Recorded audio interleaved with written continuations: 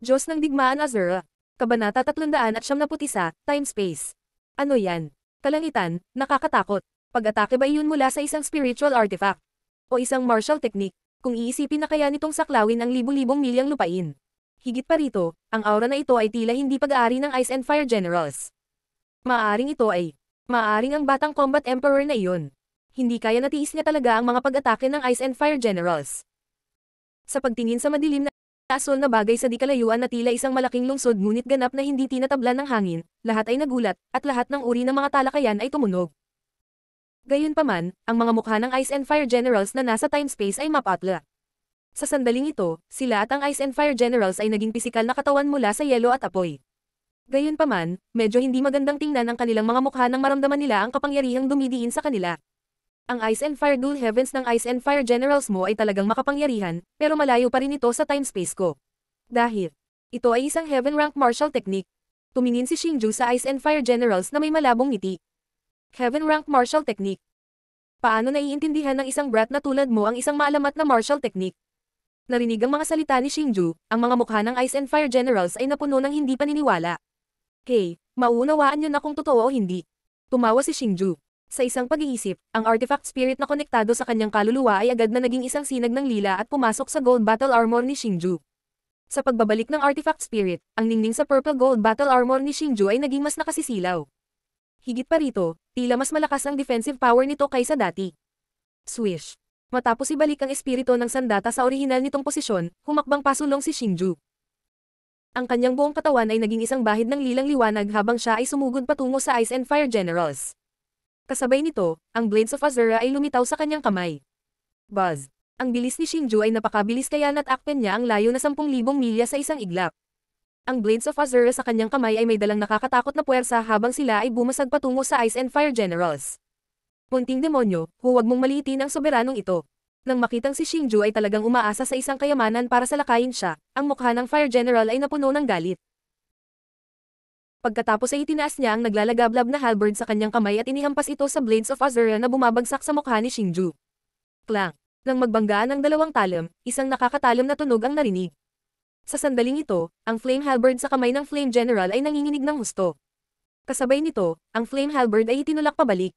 Ang Flame Halberd, isang spiritual artifact, ay talagang nabigo na malampasan ang Blades of Azura ni Xingju. Nililigawan mo si kamatayan.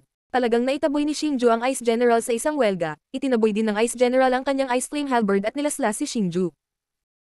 Sa sandaling ito, talagang isinama niya ang artifact spirit sa Ice Flame Halberd, kaya ang kapangyarihan ng Ice Flame Halberd ay lubhang nakakatakot. Mawala ka. Gayunpaman, sa pagharap sa napakalakas na pag-atake ng Ice General, si Xingju ay nagpakawala ng malamig na buntong hininga.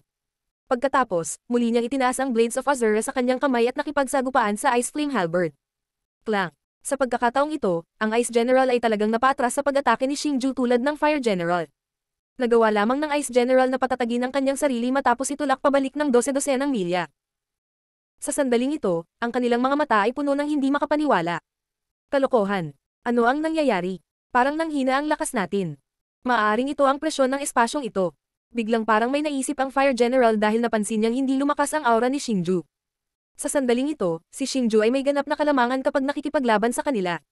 Nangangahulugan ito na ang kanilang lakas ay hamina. Sinasabi mo na ang espasyong ito ay may epekto ng pagsupil sa ating lakas. Hindi nakakagulat na ang uri ng presyon ay kakaiba. Pero kahit ganoon, ano ang yaman sa kamay niya? Kahit na ang ating lakas ay pinipigilan, ang isang espiritual na kasangkapan ay isa pa ring espiritual na kasangkapan. Paanong ang kanyang espiritual na kasangkapan ay makikipaglaban sa ating Ice Flame Halberd? Sa lohikal na pagsasalita, ang kanyang espiritual na kasangkapan ay dapat ay nabasag na sa ngayon. Matapos marinig ang mga salita ng General ng Bumbero, ang General ng Yelo ay natauhan. Gayunpaman, nang tingnan niya ang nangingibabaw na blades ng Azura sa kamay ni Xingju, hindi niya maiwasang sumimangot. Ang pagkakaiba sa pagitan ng isang espiritual na kasangkapan at isang espiritual na kasangkapan ay parang langit at lupa. Dati, ginamit talaga ni Xingju ang isang spiritual tool upang labanan ng isang spiritual tool. Logically speaking, dapat ay nabasag na ang Blades of Azura ni Xingju ngayon. Gayunpaman, ang Blades of Azura ni Xingju ay hindi ordinaryong spiritual tools. Pinakamahalaga, ang mga materyales na ginamit sa paglikha ng mga ito ay masyadong espesyal. Sa madaling salita, hindi tiyak kung ang Blades of Azura ay isang spiritual tool o hindi. Sa mga tuntunin ng kabagsikan, ang Blades of Azura ay malayo sa isang spiritual tool. Gayunpaman, sa mga tuntunin ng katigasan, kahit na ang isang espiritual na tool ay maaaring hindi maihambing. Sa makatuwid, kapag ang lakas ni Xingju ay umabot sa napakalakas na antas, ang Blades of Azura sa kanyang kamay ay mas maipapakita ang kanilang lakas.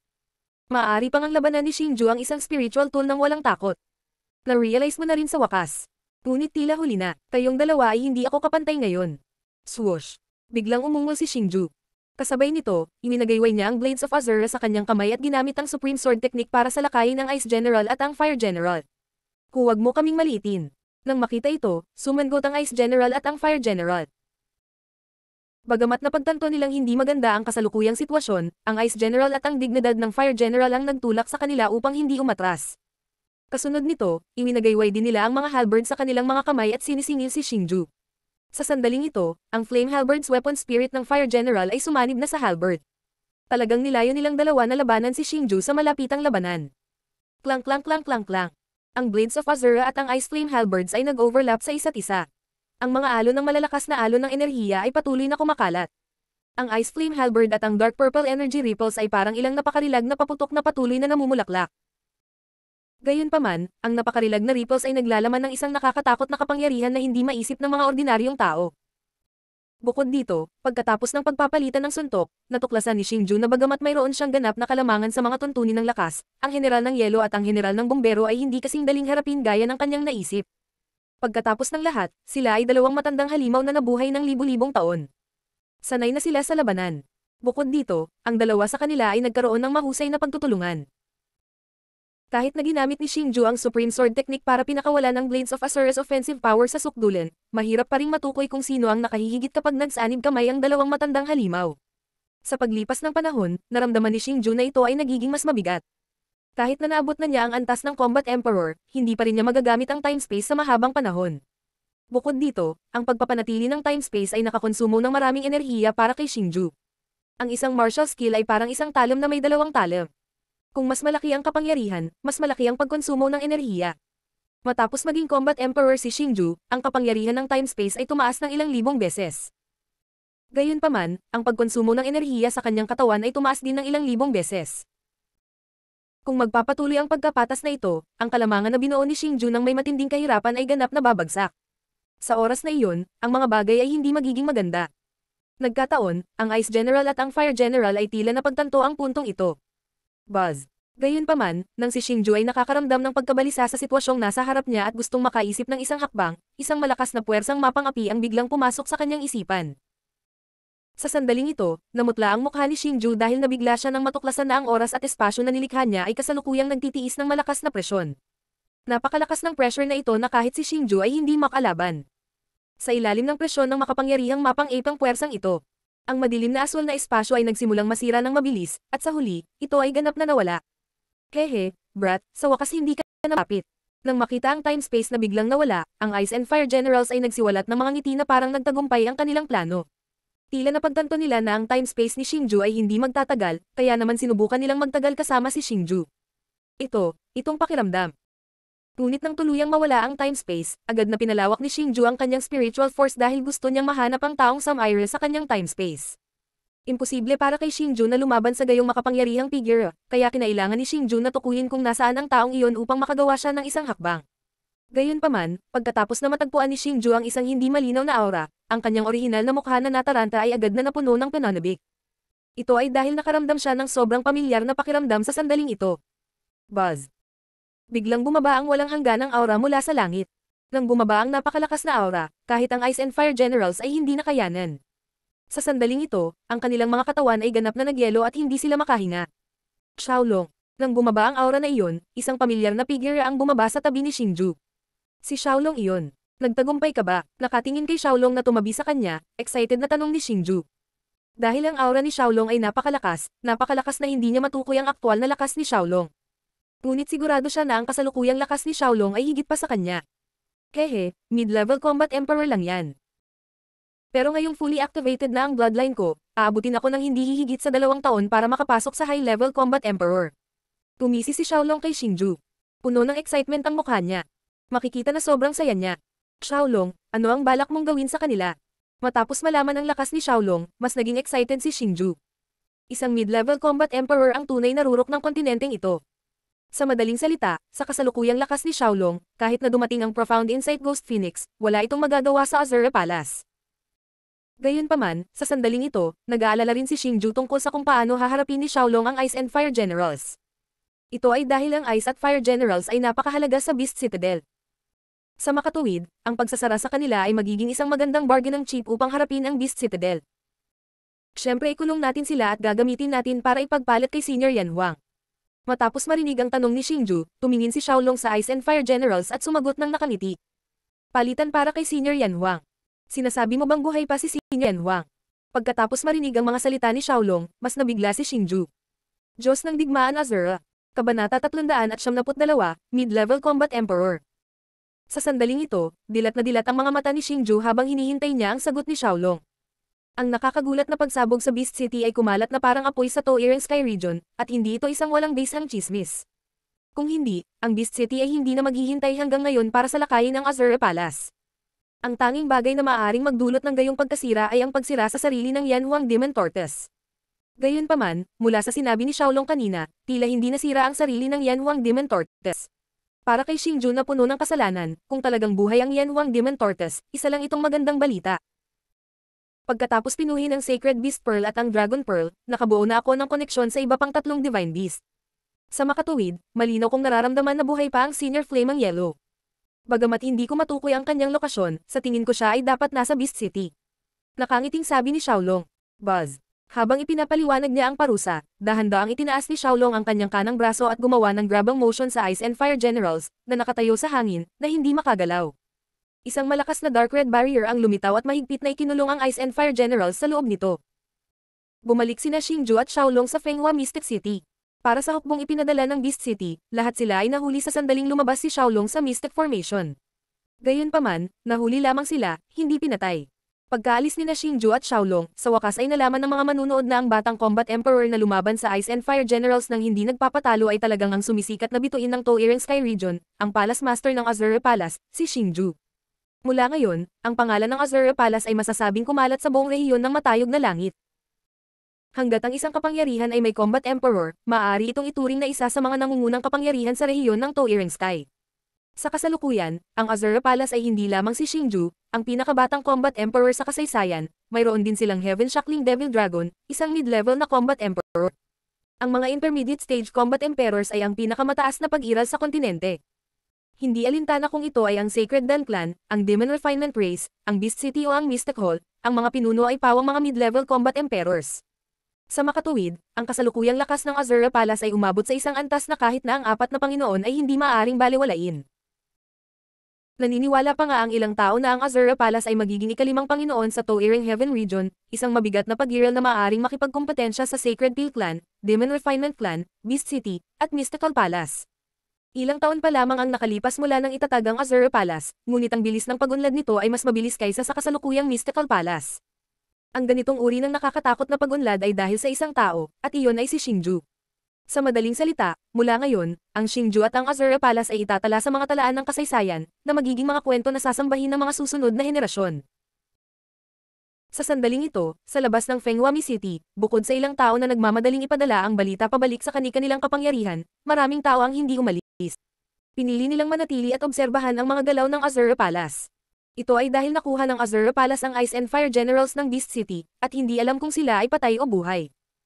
Malaki ang posibilidad na ang Beast City, ang Panginoon ng Toiran Heaven Region, ay magdeklare ng digmaan sa Azure Palace. Sa makatuwid, nais nilang malaman kung ang Azure Palace ay talagang makakalaban sa Beast City. Habang ang labas ng mundo ay nag-iisip tungkol sa salungatan sa pagitan ng Azure Palace at ng Beast City, ang lahat ng mataas na echelon ng Azure Palace ay nagtipon sa pangunahing palasyo ng Fenghua City, tinatalakay kung paano haharapin ang Beast City. Maging ang pinuno ng kaalyado ng Azure Palace, Snow Lisa ng City, Nolan si Xiao Xiao at ang kanyang lolo ay naruroon. Xingju, gusto ko talagang malaman kung paano ka talaga naglilinang. Sa sandaling ito, si Nolan Xiao Xiao ay nakaupo sa ibabang upuan, tahimik na nakatingin kay Xingju, na nangingibabaw at kahanga-hanga sa chief seat. Ang kasalukuyang Xingju ay tila lumaki ng husto kumpara sa dati, at siya ay may ugali ng isang Panginoon. Ang isang komplikadong hitsura ay makikita sa mga mata ni Nolan Xiao Xiao. Bagamat alam niya na ang mga tagumpay ni Xingju sa hinaharap ay walang limitasyon, ang kasalukuyang mga nagawa ni Xingju ay higit na lumampas sa kanyang inaasahan. Dahil buhay pa si Senior Yan Huang, hindi maiiwasan ang digmaang ito. Ano man ang mangyari, kailangan nating iligtas si Senior Yan Huang. Biglang sinabi ni Xingju, ang Chief Sith, sa mga tao na may determinadong ekspresyon sa kanyang mukha. Sa sandaling lumabas ang mga salita ni Xingju sa kanyang bibig, nagkaroon ng kaguluhan sa gitna ng karamihan. Ang pagdedeklara ng digmaan sa Beast City ay isang nakatutuwang gawa. Paanong hindi sila magugulat? Ang ilan sa kanila ay nanginginig pa sa takot nang marinig nila ang mga salita ni Xingju. Gayunpaman, kumpara sa karamihan, si Xiaolong, Elder Feng, at ang iba pa na nakaupo sa tabi ni Xingju ay nanatiling kalmado. Ine-enjoy nila ang mga merienda sa harap nila, dahil matagal na silang naghanda para magdeklara ng digmaan sa Beast City. Palace Lord, kahit na ikaw at si Lord Lian Tian ay nakalusot sa Combat Emperor Realm, at nahuli ang 2 sa 4 na Guardian Generals ng Beast City, pati na rin ang napakaraming War Emperor Army. Gayunpaman, ang lakas ng labanan ng Beast City ay higit pa rito. Huwag nating pag-usapan ang kasumpa-sumpa na City Lord, ang Profound Connection Ghost Phoenix, ang 2 pang Guardian General, at iba pang Combat Emperors. Ang hukbo lamang ng Beast City ay malayong maging kalaban para sa Azura Palace.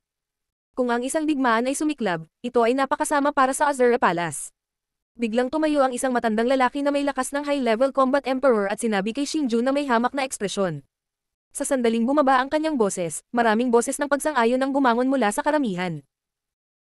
Sa katunayan, isinantabi ang katotohanan na ang Azura Palace ay malubhang nasugatan ng Avicii Valley, kahit na ang kanilang kasalukuyang lakas sa pakikipaglaban ay buo pa rin, kumpara sa Beast City, ang pagkakaiba ay tulad ng pagkakaiba sa pagitan ng isang langgam at isang elepante. Bukod kina Xingju at Xiaolong, ang Azura Palace ay walang tunay na lakas sa pakikipaglaban. Maging ang mga Combat Emperors ay mas mababa sa Beast City. Sino ang nagsabi na ang lakas ng pakikipaglaban ng Azura Palace ay mas mahina kaysa sa Beast City?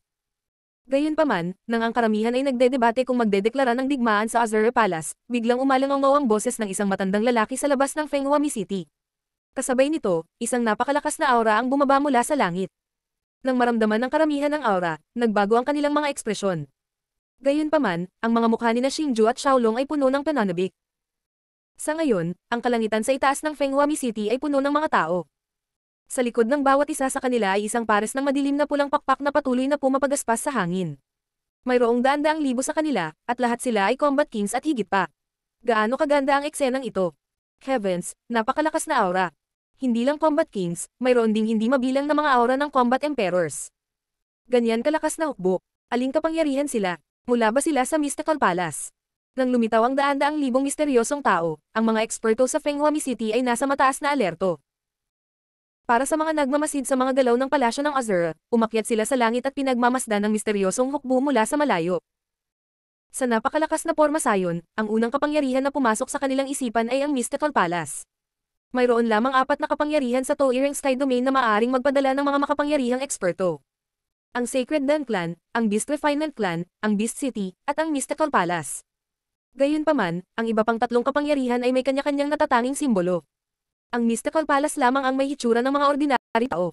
Gayunpaman, ang Mystical Palace ay nakasuot din ng parehong uniforme, habang ang mga tao sa harap nila ay medyo magulo. Swish swish swish swish. Nang hulaan na ng karamihan ang pagkakakilanlan ng hukbong nasa harapan nila, 12-12 ng mga figure ang bumaril mula sa pangunahing palasyo ng Fenghuami City. Ang nangunguna sa kanila ay walang iba kundi sina Xingju at Xiaolong. Senior Long Yan, sa wakas nandito ka na. Sa sandaling ito, hindi nagpakita ng anumang takot si Xingju nang makita niya ang hukbo ng daan-daang libong tao sa kanyang harapan. Sa halip, napuno ng excitement ang mukha niya. Higit pa rito, ang kanyang mga mata ay nakalok sa isang payat na matandang lalaki. Siya ang clan chief ng Imperial Dragon Clan, si Long Yan. Long Yan ay nagbibigay galang sa Palace Lord. Sa sandaling matapos magsalita si Xingju, talagang ikinulong ni Long Yan ang kanyang mga kamay at kalahating lumuhad sa hangin, binibigyang galang si Xingju. Ang biglaang eksenang ito ay ikinagulat ng mga manunood. Dahil sa sandaling ito, bigla nilang natuklasan na bagamat malabo ang aura ni Long Yan, may kakaibang pakiramdam dito. Ito ang kakaibang ugali ng isang Combat Emperor. Talagang may Combat Emperor na nakatago sa nakakatakot na hukbong ito. Pagbati sa Panginoon ng palasyo. Gayunpaman, sa susunod na sandali, ang lahat ay ganap na nagulat. Dahil sa likod ng Long Yan, ang daan-daang libong tao na nakatayo sa himpapawid ay talagang lumuhad sa himpapawid at nagbigay galang kay Xingju. Ang kanyang tinig, na puno ng paggalang, ay parang kulog na dumagundong sa lugar at patuloy na umaalingaw-ngaw. Ang mga taong ito ay talagang mga tao ng Azura Palace. Ang Azura Palace ay talagang nagtataglay ng napakalakas na puwersa, at walang nakakaalam tungkol dito bago ito. Ang napakalakas na puwersa ay maihahambing sa 4 na puwersang Panginoon, at talagang itinago ito ng Azura Palace. Anong uri ng pag-iral ang Azura Palace? At sino ba talaga itong Xingju? Sa sandaling ito, lahat ng uri ng mga tandang ay maririnig mula sa karamihan, dahil ang lahat sa harap ng kanilang mga mata ay malinaw na nakumpirma ang pagkakakilanlan ng mga taong ito. Sila talaga ang hukbo ng Azura Palace. Hindi lamang ang mga manunood, maging ang mga tao sa Azura Palace ay namangha. Hindi nila naisip na ang Azura Palace ay may mga napakalakas na eksperto na nakatago, at wala silang ideya tungkol dito bago ito. Sa sandaling ito, sila, na humawak ng mahahalagang posisyon sa Azura Palace na may mababang katayuan, ay lalo pang nahihiya. Gayunpaman, mayroong hindi maipaliwanag na pananabik sa kanilang mga puso, dahil alam nila na ang Azura Palace, na tila nahaharap sa katapusan ng mundo ilang araw lang ang nakalipas, ay naging isa na ngayon sa mga nangungunang buhay sa kontinente. Sa sandaling ito, lubos nilang nadama ang swerte na hindi sila tumakas noong ang Azura Palace ay nahaharap sa isang krisis. Sa kabaligtaran, mas lalo silang na-curious sa mga mukha ng mga taong piniling umalis sa Azura Palace matapos ilabas ni Xingju ang Emergency Secret Order, matapos malaman ang tunay na lakas ng Azura Palace. Marahil, maging ang kanilang mga bituka ay magiging berde sa panghihinayang. Senior Longyan, pakiusap bumangon ka, hindi kayang pasanin ng junior na ito ang responsibilidad. Maging si Xingju ay nalilito kung ano ang gagawin sa biglaang pagkilos ni Longyan, lalo pa ang mga tagalabas na hindi alam kung ano ang gagawin. Pagkatapos, nagmamadali siyang pumunta sa gilid ni Longyan at tinulungan ng matanda na makatayo. Pagkatapos noon, sa ilalim ng pagsasaayos ni Elder Fang at ng iba pa, lahat ng tao ng Dragon Protection Clan ay nanirahan sa Fenghuami City. Sa sandaling ito, sa palasyo kung saan nakatira si Xingju, magkasamang nakaupo sina Xingju, Xiaolong, Longyan, at 10 elder ng Dragon Protection Clan. Diyos ng Digmaan Azura. Kabanata 373, Sikat na Kontinente. Sa sandaling ito, sina Xingju, Xiaolong, ang Patriarch ng Royal Guardian Clan, Longyan, at ang iba pa ay sama-samang natipon. Para sa 10 matatanda, si Xingju ay pamilyar sa kanila. Sila ang mga elder ng Royal Guardian Clan. Nakilala sila ni Xingju bago pa niya palayain ang Yellow Flame Devil Turtle. Gayunpaman, ang ikinagulat ni Xingju ay ang mga elder na ito ay hindi na high-level combat emperors, kundi combat emperors. Ang 10 matatanda ay lahat ay umabot sa antas ng isang combat emperor. Higit pa rito, naramdaman ni Xingju na sa daan-daang libong clansmen ng Guardian Dragon Clan, ang kanilang lakas ay tumaas din ng malaki. Higit pa rito, ang pagtaas na ito ay isang paglukso sa mga kaharian. Pagkatapos na matagumpay na pinuhi ni Lord Divine Dragon ang Dragon Ball, ang misyon ng ating Royal Guardian Clan ay natupad na. Ang ating bloodline ay na-activate na, at ang lakas ng lahat ng ating mga clansmen ay lubos na napabuti. Kahit ako ay tila nahawakan na ang hangganan ng mid-level combat emperor realm, at ang paglusob ay malapit na.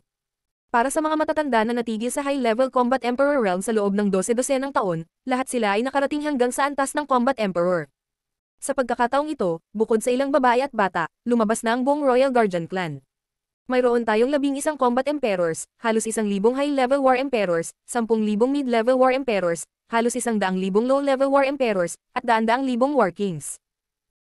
Upang mabayaran ang kabutihang ipinakita ninyo at ng iyong ama sa aming Royal Guardian Clan, nagpasya kaming sumama sa Azura Palace at makinig sa iyong mga utos. Hindi kami magdadalawang isip na dumaan sa tubig at tumapak sa apoy para sa iyo. Nang mabigla si Xingju sa biglaang pagtaas ng lakas ng 10 matatanda at ang mga angkan ng Royal Guardian Clan, ngumiti ang Patriarch ng Royal Guardian Clan na si Longyan at sinabi kay Xingju. Salamat sa iyong tulong, Senior Longyan.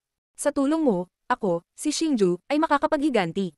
Nahulaan na ni Xingju na ang Royal Guardian Clan ay magpapasakop sa Azura Palace. Kahit na hindi nila ito ginawa para suklian ang kabaitan, sapat na si Xiaolong para paikop sila sa kanya.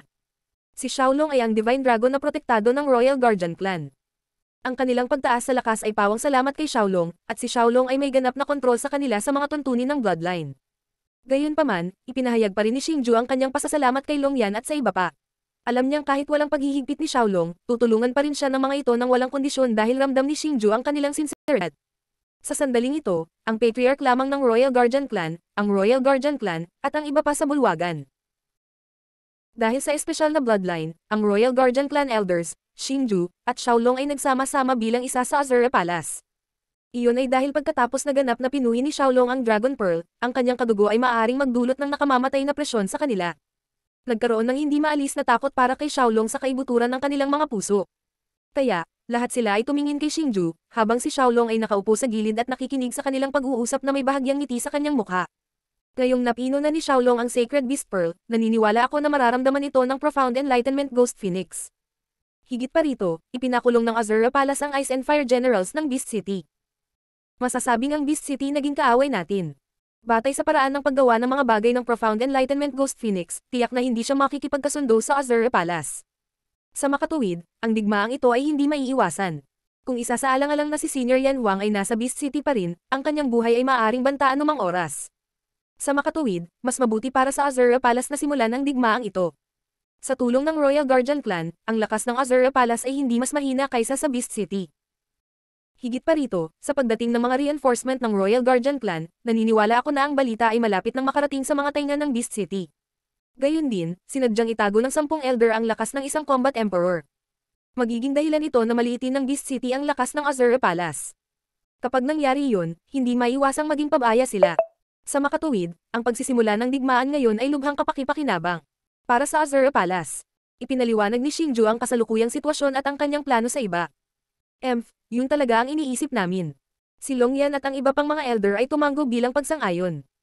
Napag-isipan na nila ito. Kung hindi nila sinasadyang itago ang kanilang tunay na lakas. Pagkatapos nito, tinipon ni Xingju ang lahat ng nakatataas sa Azure Palace at gumawa ng mahigpit na plano para sa digmaan. Sa paglahok ng Royal Guardian Clan, ang mga sumalungat sa digmaan sa Beast City ay nagtikom ng kanilang mga bibig. Sa katunayan, kahit na sila ay tutol sa digmaan, ito ay walang silbi. Pagkatapos ng isang buwan ng masusing pagpaplano, ang digmaan na yumanig sa buong Toireng Sky Region ay sa wakas ay sinindihan ng Azure Palace. Nang magsimula ang digmaan, ito ay eksaktong inaasahan ni Xingju at ng iba pa. Minamaliit ng Beast City ang tunay na lakas ng Azure Palace. Sa makatuwid, ang hukbo ng Azure Palace ay parang isang mainit na kutsilyo na tumatagos sa mantika. Patuloy na naputol ang defensive line ng Beast City, at lumiliit ang kanilang teritoryo. Gayunpaman, ang Beast City ay, pagkatapos ng lahat, isang kapangyarihan na umiral sa libu-libong taon. Isa sila sa 4 na Panginoon ng Toireng Sky Region. Matapos magdusa ng isang kabiguan, mabilis nilang inayos ang kanilang pormasayon at naglunsad ng isang ganting atake. Gayunpaman, mahirap pa rin para sa kanila na talunin ang Azure Palace. Sa isang sandali, ang Azure Palace at ang Beast City ay nahulog sa isang pagkapatas. Roar! Boom boom boom! Patayin mo ako! Patayin mo na lang ako! Pakiusap ko, sa kailaliman ng Beast City, mayroong isang napakalaking palasyo. Ang palasyong ito ay napuno ng mapanglo na aura, at paminsan-minsan, maririnig ang nakakagigil na hiyawan at daing. Ito ang lugar kung saan kinukulong noon ng Beast City ang pinakamahalagang kriminal. Ang napakalaking bilangguan ay nahahati sa maraming antas. Kung mas mababa ang antas, mas malakas ang mga bilanggo. Sa sandaling ito, sa pinakamalalim na bahagi ng bilangguan, mayroong isang silid kung saan hindi man lang makita ang sarili nilang mga daliri. Tanging tunog ng mga kadena ng metal ang maririnig. Sa gitna ng silid ay may isang matandang lalaki. Ang matanda ay kasing payat ng posporo, at ang kanyang katawan ay nababalot ng mga galos ng dugo. Sa kabila ng kanyang payat na katawan, napuno ito ng hindi mabilang na makapal at malalakas na tanikala. Ibinaba ang ulo ng matanda, at ang maputlang puting buhok ay nakalaylay pababa, na nakatakip sa kanyang mukha. Buzz! Biglang yumanig ang harang sa itaas ng bilangguan. Pagkatapos noon, dahan-dahang bumaba mula sa langit ang isang kaakit-akit na figure. Ito ay walang iba kundi ang City Lord of the Beast City, ang Profound Connection Ghost Phoenix. Guro, ikaw at ako ay nagsasama-sama sa loob ng daan-daang taon, at ako ang iyong minamahal na alagad. Hindi mo lang ako tinulungan, tumulong ka pa sa isang tagalabas. Sabihin mo sa akin, nauubos ka na ba? Hayes, sa isang matandang hanggal na tulad mo, dapat talaga kitang hiwain ng 1,000 piraso at pagkatapos ay papatayin kita sa isang hampas ng palad. Pero sinong nagtanong sa akin na maging mabait ako? Hindi ko kayang patayin ka. Biglang nagsalita ang Profound Connection Ghost Phoenix, at ang neutral na boses nito ay umalangaw sa madilim na bilangguan. Kahit na paulit-ulit ang panunuya ng Profound Connection Ghost Phoenix, hindi gumalaw ang matanda. Matandang tanga, nagpapanggap ka ba na pipi? Fine, hahayaan kitang magpanggap. Nang makitang hindi sumasagot ang matanda, biglang nagbago ang mukha ng Profound Connection Ghost Phoenix. Napuno ito ng nakakatakot na kahalayan. Pagkatapos, naikuyom nito ang kamao, at lumitaw sa kamay nito ang isang letigo na nagniningning na may lilang liwanag. Papapapapa.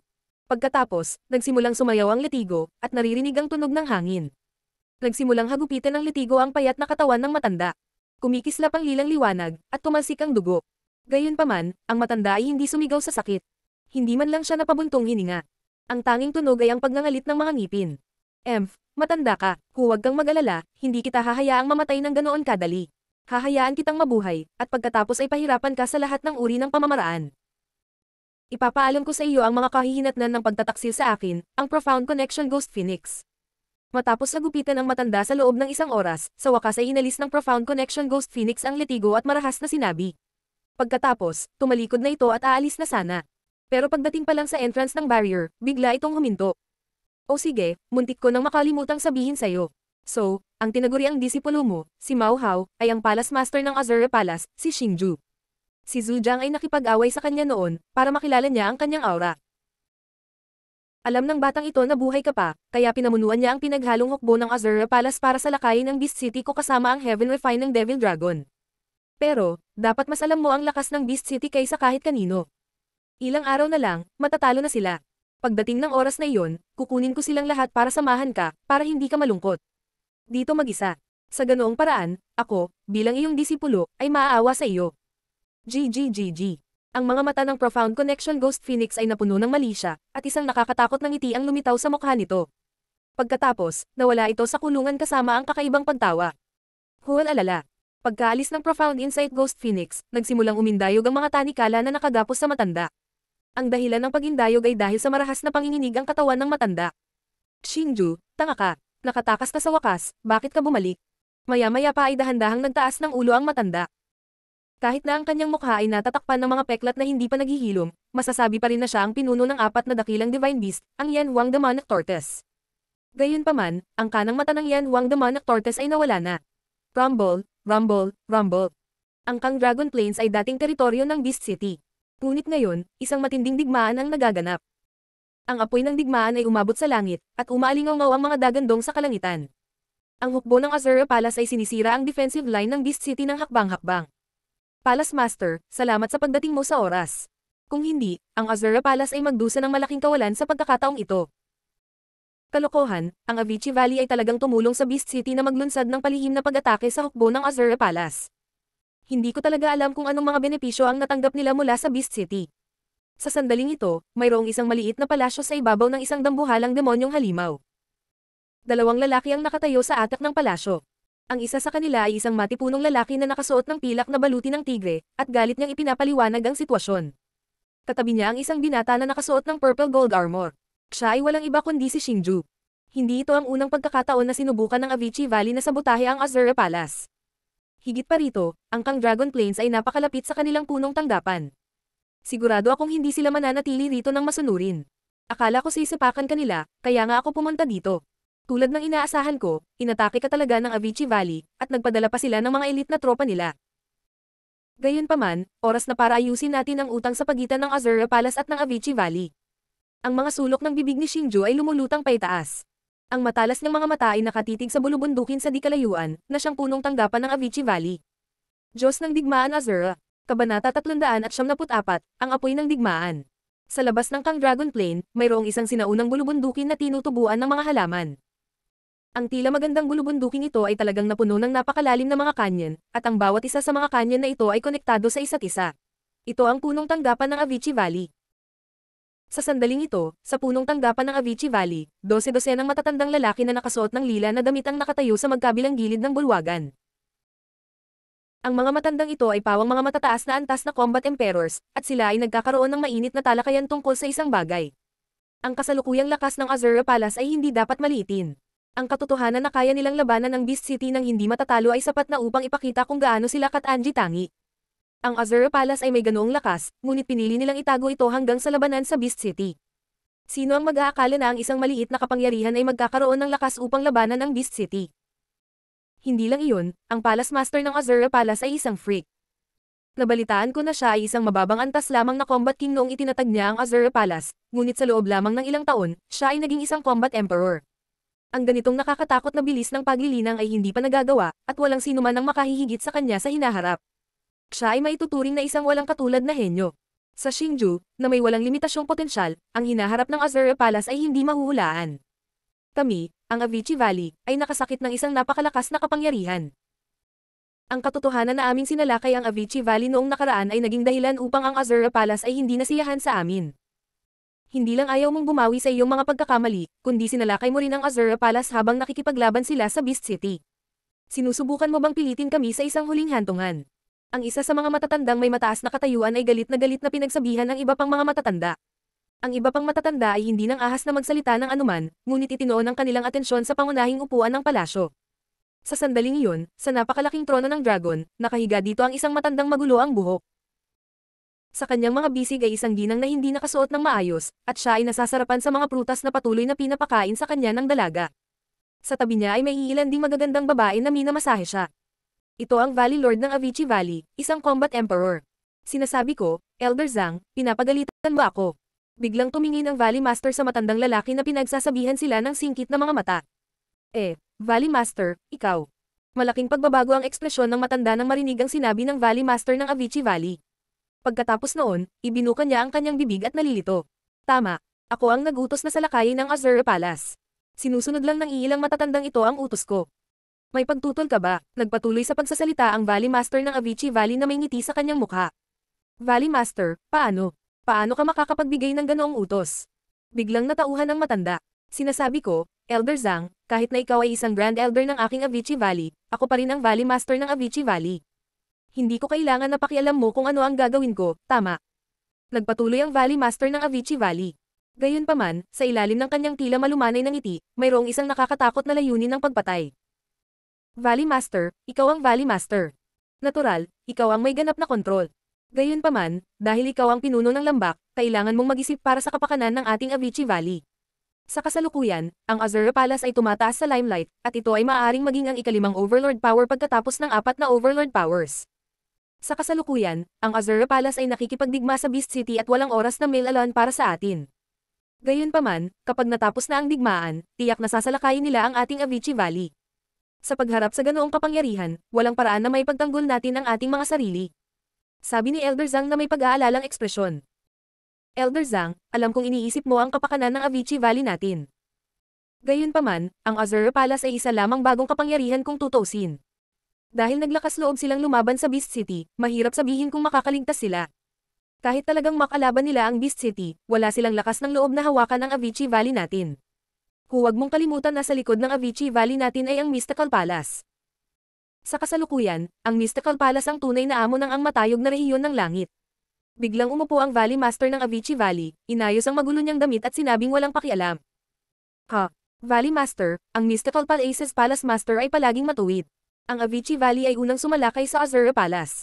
Kahit na ang Azure Palace ay magpasya na gumanti sa atin, sa estilo ng Palace Master, hinding-hindi niya tayo paprotektahan. Nagulat si Elder Zhang nang banggitin ng Valley Master ng Avicii Valley ang Mysterious Hall. Gayunpaman, nagpatuloy pa rin siya sa pagsasalita. Gayunpaman, ang ekspresyon ng Avicii Valley's Valley Master ay naging ganap na madilim nang marinig niya ang pagtanggi ng matanda. Elder, sinasabi mo ba na hindi loyal ang Profound Hall ko sa pagsasabi nito? Nagalit ang Valley Master ng Avicii Valley, biglang umalangaw ang boses ng isang lalaki sa labas ng palasyo. Pagkatapos, dahan-daang lumitaw ang isang matandang lalaki at isang binata sa paningin ng lahat. Nakasuot ng puting damit ang matanda. Ang kanyang damit ay maayos at maayos, na nagbibigay ng kakaibang aura habang siya ay mabilis na kumilos. Siya ay talagang isang combat emperor. Isa pa, may nakasabit na token sa bewang niya. Ang token ay nakaukit ng salipstek. Ito ay isang tanda na tanging ang pinakamataas na ranggo na miyembro ng Mystical Palace ang maaaring magkaroon. Para naman sa gwapong binata, siya ang young master ng Mystical Palace, si Du Gufang. Nang lumitaw ang matanda at si Du Gufang, ang kaninang maingay na bulwagan ay agad na tumahimik. Maging ang mukha ni Elder Zhang ay mapatla. Patuloy na tumutulo ang malalaking pawis mula sa kanyang noo. Ito ay ang young master ng Mystical Palace at si Elder Human Zuan. Hindi ko akalain na bihihin niyo kaming dalawa sa inyong presensya. Ano ang isang natatanging panauhin? Silang dalawa ang natatanging panauhin, nagmamadaling sinuot ng Valley Master ng Avicii Valley ang kanyang robe at mabilis na naglakad papunta sa kanilang dalawa. May ngiti sa kanyang mukha, inanyayahan niya si Du Gufang at ang Human Zuan Elder sa kanilang mga upuan. Sabi ko, Valley Master Yang, ikaw ang pinuno ng Avicii Valley. Bakit ka pinipintasan ng isang matanda lang? Hindi kaya ikaw ang may huling desisyon sa Avicii Valley? Pagkatapos umupo si Du Gufang, tumingin siya kay Elder Zhang na may singkit na mga mata. Syempre hindi. Natural lang na nasa Avicii Valley ang desisyon ko. Gayunpaman, si Elder Zhang ay isang senior elder ng Avicii Valley ko. Siya ay lubos na iginagalang at ang aking senior. At saka, siya ang nagtataglay ng andayang token na ipinasa ng nakaraang Valley Master. Kahit ako ay wala akong magagawa sa kanya sa Avicii Valley. Ipinaliwanag ng Valley Master ng Avicii Valley. Meron talagang ganyan. Mahirap siguro sa'yo. Dahil iyon ang kaso, bakit hindi kita tulungang linisin ang iyong sekta? Ang mga tingin ni Du Gufang ay biglang naging matalim at ang mga sulok ng kanyang bibig ay kumulot sa isang malupit na ngiti. Valley Master. Matapos marinig ang mga salita ni Du Gufang, ang buong katawan ni Elder Zhang ay nabalot ng malamig na pawis. Ang kanyang katawan ay nagsimulang manginig ng hindi mapigilan. Sa ilalim ng gayong mga kalagayan, talagang tumingin siya sa Valley Master ng Avicii Valley para humingi ng tulong. Hehe, kung pinasaya ka ni Elder Zhang, magagawa mo ang gusto mo sa kanya. Gayunpaman, sa pagtataka ng lahat, hindi lamang binaliwala ng Valley Master ng Avicii Valley ang kahilingan ni Elder Zhang para sa tulong, ngumiti pa siya kay Dugufang ng magalang. Sige, tutulungan kita. Swoosh. Biglang lumukso ang figure ni Dugufang, na naging isang sinag ng liwanag habang siya ay bumaril kay Elder Zhang. Ang kanyang malakas na lakas ay naging dahilan upang mawalan ng pag-asa si Elder Zhang. Kahit na pareho silang high-level war emperors, mas mataas ang lakas ni Dugufang sa kanya. Bukod sa kanyang katandaan, unti-unting nanghihina ang kanyang katawan. Sa makatuwid, sa ilalim ng pag-atake ni Dugufang, wala man lang siyang kakayahan na gumanti. Lahat ng mula sa Avicii Valley, ang kanilang mga mata sa harap ni Dugufang, na sumalakay ayon sa kanyang gusto. Alam ng lahat na ang Valley Head ay hindi nasisiyahan kay Elder Zhang. Gayunpaman, dahil sa mga alituntunin ng lambak, hindi niya ma-take si Elder Zhang. Bukod dito, kailangan niyang protektahan si Elder Zhang. Gayunpaman, tila nalaman na ng Valley Master si Elder Zhang at gusto niyang gamitin si Dugufang para mawala si Elder Zhang. Dahil nakapagdesisyon na ang Valley Master, natural na walang lakas ng loob na magsalita ang kanyang mga nasasakupan. Iyang Master, ingat ka. Gayunpaman, nang malapit nang tumama ang pag-atake ni Dugufang kay Elder Zhang, bahagyang nagbago ang ekspresyon ng Human Zuan Elder. Ang kanyang figure ay kumislap at lumitaw sa harap ni Dugufang. Kasabay nito, bigla siyang naghagis ng suntok at isang malakas na enerhiya ang sumabog sa kalapit na espasyo. Bang! Nang ihagis ang suntok, isang malakas na ripple ng enerhiya ang talagang sumambulat. Bukod dito, ang Human Zuan Elder ay umatras ng ilang hakbang bago niya nagawang patatagin ang kanyang katawan. Puno ng gulat ang mukha niya. Ang biglaang eksenang ito ay naging dahilan ng pagkagulat ng lahat ng naroroon. Ang bilis ng Human Zuan Elder ay masyadong mabilis. Hindi man lang naintindihan ng maraming tao kung ano ang nangyayari. Gayunpaman, malinaw nilang nakita ang nakakatakot na enerhiyang ripple at ang Human Zuan Elder na patuloy na umaatres. Pwede ko bang malaman kung sino ka? Bakit hindi mo sabihin sa akin ang pangalan mo simula nang dumating ka sa Avicii Valley ko? Sa sandaling ito, ang Valley Master ng Avicii Valley ay kinuyam ang kanyang mga kamao at sinabi ng may time-time na ekspresyon.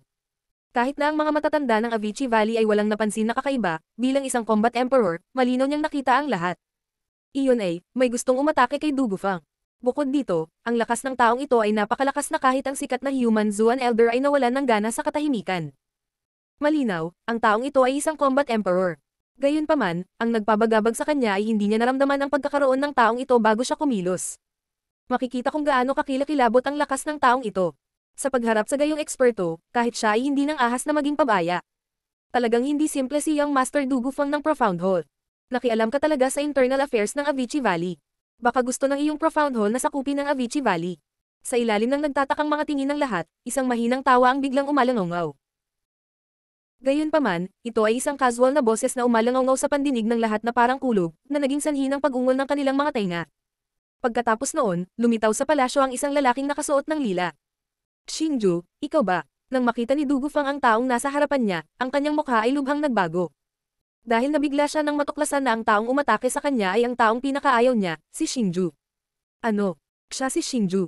Gayunpaman, kumpara sa pagkabigla ni Dugufang, lahat ng tao mula sa Avicii Valley ay natakot. Maging ang mukha ng Valley Master ay agad na namutla. Diyos ng Digmaan Azura. Kabanata 375, Avicii Valley. Buzz.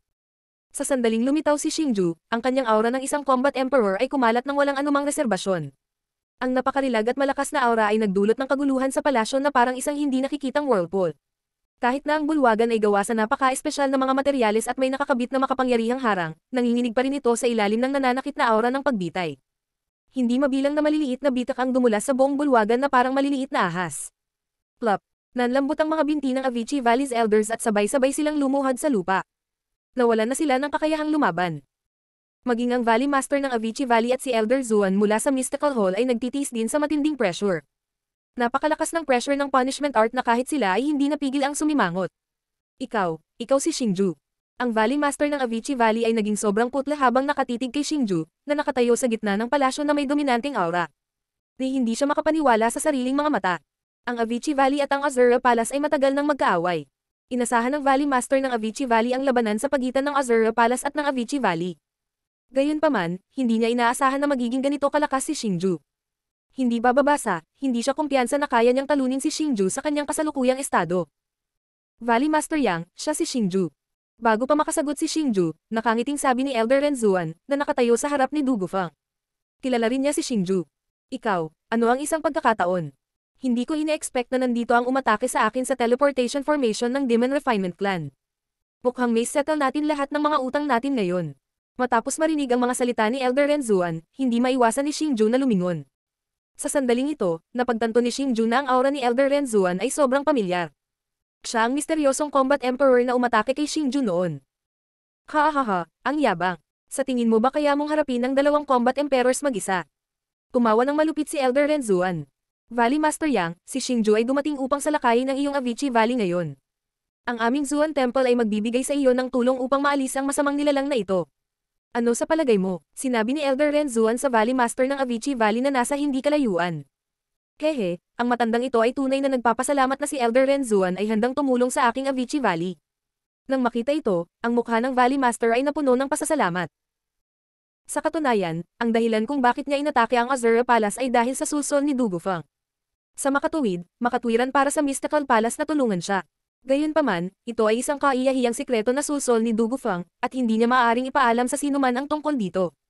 Sa makatuwid, sa ibabaw, kailangan niyang magpanggap na labis na nagpapasalamat. Hey, kung may mga pakulo ka, gamitin mo na lang. Huwag kang magpigil ng kahit ano, baka hindi ako masiyahan sa sarili ko. Tumipid si Xingju. Walang bakas ng takot sa kanyang kalmadong mukha. Sa halip, napuno ito ng pag-asa. Pagkatapos tumuntong sa larangan ng Combat Emperor, ang mga unang kalaban ni Xingju ay ang Ice and Fire Generals. Kapwa sila ay hindi kapani-paniwalang pag-iral sa rehiyon ng matayog na langit. Pareho silang nagtataglay ng lakas para madaling mapatay ang mga Combat Emperors na may parehong antas. Sa makatuwid, gustong subukan ni Xingju kung gaano talaga siya kalakas ngayon. Ang dalawang Combat Emperors sa harap niya ay walang espesyal na bloodline ng Ice and Fire Generals, at wala rin silang natal spiritual weapons. Sa madaling salita, dalawa lang silang ordinaryong Combat Emperors. Mayabang na bata, hahayaan kitang mamatay sa Avicii Valley ko ngayon. Matapos marinig ang mga salita ni Xingju, ang puno ng lambak ng Avicii Valley ay nagpakawala ng malamig na buntong hininga.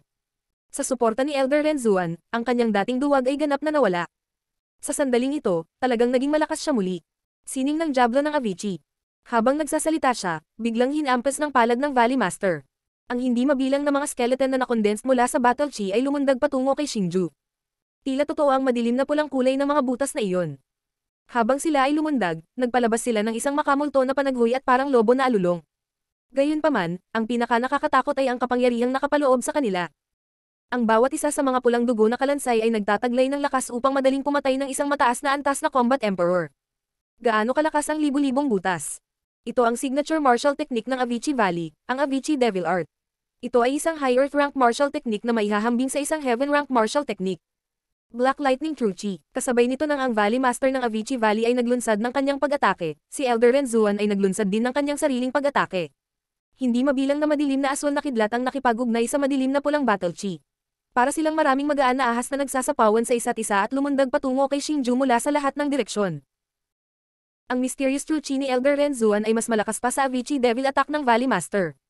Ang gayong malakas na pag-atake ay agad na nagwasak sa bulwagan. Ang bulwagan na nandoon pa rin kanina ay naging hindi mabilang na mga pira-piraso na umiikot sa kailaliman ng lambak. Napuno ng takot ang mga mukha ng mga matatanda sa Avicii Valley. Ito ay dahil, sa harap ng naturang pag-atake, nawalan na sila ng lakas upang makatakas. Isa-isa silang natangay sa pag-atake. Sa isang iglap, napakaraming malungkot na mga pagiyak ang narinig. Para mapatay mo ako, wala kang pakialam sa kaligtasan ng sarili mong tao. Sa kasamaang palad, sa antas ng lakas na ito, wala kang kwalifikasyon para makipaglaban sa akin. Break. Biglang umungal si Xingju. Sabay suntok nito gamit ang kanang kamao. Walang magarbong martial skill. Casual na suntok lang iyon. Sa isang nakakabinging tunog, hinarang ni Xingju ang malakas na pag-atake mula sa Valley Master ng Avicii Valley at Elder Renzuan ng Mystical Hall. Ito. Parehong napuno ng hindi paniniwala ang Valley Master ng Avicii Valley at Elder Renzuan nang makita nilang ang pinakamalakas nilang pag-atake ay nasira ni Xingju sa isang strike. Paano magiging napakalakas ng taong ito? Hindi ito magagawa. Kailangan nating mabilis na humingi ng tulong. Kung hindi, malalagay tayo sa malaking problema ngayon. Sa sandaling ito, si Dugufang, na nagtatago sa likod ni Elder Renzuan, ay natakot din sa lakas na ipinakita ni Xingju. Ang karaniwan niyang mayabang na katawan ay hindi maiwasang manginig. Sa kritikal na sandaling ito, ang unang pumasok sa isip niya ay humingi ng tulong. Kasunod nito, nagpatawag siya ng kakaibang anteng-anteng sa komunikasyon at malapit na niyang durugan ito. Buzz. Gayunpaman, nang dudurugin na ni Dugufang ang talisman ng komunikasyon, nagulat siya nang matuklasan niyang hindi niya maigalaw ang kanyang katawan. Iyang Master Dugo, sinusubukan mo bang humingi ng tulong? Si Dugo Fang ay nalilito sa biglaang pagbabago, isang mahinang tawa ang biglang umalangaw sa kanyang tainga. Gayunpaman, ang gayong banayad na boses ay parang pagtawag ng demonyo sa mga tainga ni Dugo Fang, na naging sanhi ng mabilis na pag-akyat ng takot sa kanyang puso. Anong oras na? Sa sandaling ito, si Elder Renzuan, na hamarang sa harap ni Dugo Fang at nakatitig kay Xingju, ay biglang napagtanto na may mali. Tumingon siya at nakita si Xingju na nakatayo sa tabi ni Dugo Fang. Gayunpaman, si Xingju ay malinaw na nakatayo sa kanyang harapan ilang sandali ang nakalipas. Elder Renzuan, doon. Habang si Elder Renzuan ay nalilito sa eksenang nasa harapan niya, biglang umalangaw ang boses ng Valley Master ng Avicii Valley. Nagmamadaling ibinalik ni Elder Renzuan ang kanyang tingin sa dating direksyon. Noon lang niya napagtanto na nakatayo pa rin si Xingju sa lugar kung saan siya naglunsad ng kanyang pag-atake. Talagang dalawa ang Xingju. Ano ang nangyayari? Sa sandaling ito, parehong nakabuka ang mga bibig ng Valley Master ng Avicii Valley at Elder Renzuan at dilat ang mga mata. Napatulala sila dahil napagtanto nila na hindi naman masyadong mabilis ang takbo ni Xingju, ngunit talagang may dalawang Xingju sa harap nila. Higit pa rito, ang kanilang mga aura ay parehong malakas. Ang isang Xingju ay nahihirapan na silang harapin. Ngayong dalawa na sila, kamatayan lamang ang naghihintay sa kanila. Paanong hindi sila matatakot kapag nahaharap sa gayong walang pag-asa na sitwasyon? Hahaha, anong meron? Anong problema niyo mga tanga? Nagulat ba kayo? Oh, natatakot ba kayo? Biglang kumulo ang sulok ng bibig ni Xingju at nanunuya niyang sinabi. Xingju, kahit na ang lakas ng Azura Palace ay tumaas ng husto, ito ay mahina pa rin ng bahagya kaysa sa Mystical Palace. Wala akong pakialam na sabihin sa iyo na ang Palace Master ng Selection Palace ay nasa liblib na paglilinang sa loob ng ilang buwan at sinusubukang masira. Hanggang sa mataas na antas ng Combat Emperor Realm. Pagdating ng panahon, ang Palace Master ng Mystical Palace ang magiging pinakamalakas na eksperto sa Sky Martial Continent. Ang Mystical Palace ang magiging numero 1 kapangyarihan sa Sky Martial Continent, ang tunay na Panginoon.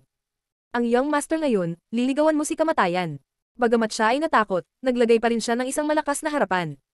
O, pumapasok sa high-level War Emperor Realm. Pero ayon sa pagkakaalam ko, ang Palace Master ng Mystical Palace, si Dugu Shihaoyu, ay isang mid-level na Combat Emperor sa loob ng mahigit 20 taon. Mahigit 20 taon na siyang hindi nakakatuntong sa kaharian na iyon, at gusto niyang makalusot sa loob lamang ng ilang buwan.